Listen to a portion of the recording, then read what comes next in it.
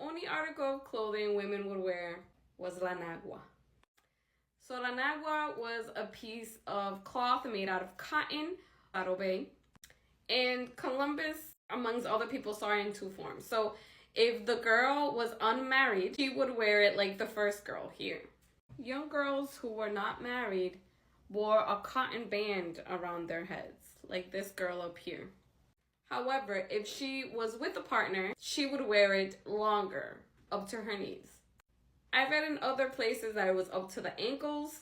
So again, it could have been a different ethnicity that did that, because the Taínos were not just one group of people. They were a lot of different ethnicities. So Oviedo notes that the cacicas, because they were also cacicas, or women that were the leaders of their town or su yucayeque, ellos se lo ponían hasta los tobillos, which are ankles. They did something really interesting with the cotton. So obviously the men would not have this piece here, but they would wrap around bands of cotton on their arms and also on their legs.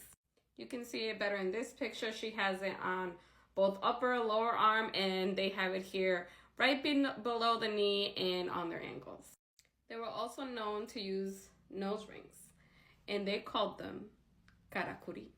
They also used a red stone that came from seashells, or el coobo, from what Pedro Martí Angleria says. And they used it to make necklaces and other jewelry. They also wore earrings called guagua, and they were round. We still see people that use those type of earrings today. And obviously the lobe was stretched until it would accommodate the size of the disc that you wanted. We also know that they had access to quartz crystals.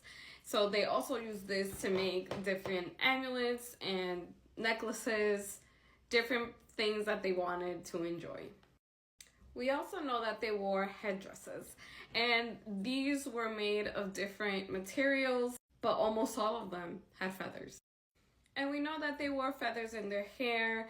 They incorporated them in the different headdresses that they wore.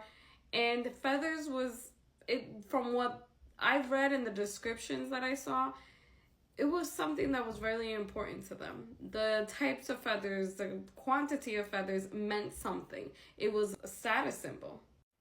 So some of the ones who served the caciques wore feathered headdresses of various sizes and colors, greens, whites, blues.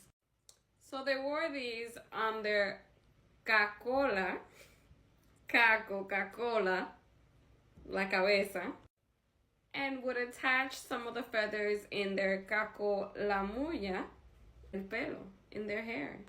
I like this image because it represents more accurately what a Taino cacique would have looked like. And this is up close. Here's the guagua. We have these outer beads. And I know he looks very thin, but remember, they're not lifting weights. they're lean people. And this is how men would wear their belts. Many of the jewelry that they wore were made of guanin. So this was an alloy of the mix between gold and copper, and the caciques, the chiefs and the cacicas, would wear them usually in half moon or in disc shapes. So that lets us know that they knew some metalwork. They would have had to have some familiarity with heating up the metal, shaping the metal, and detailing the metal. From what I understand, only the caciques and cacicas were permitted to use guanin as part of their jewelry.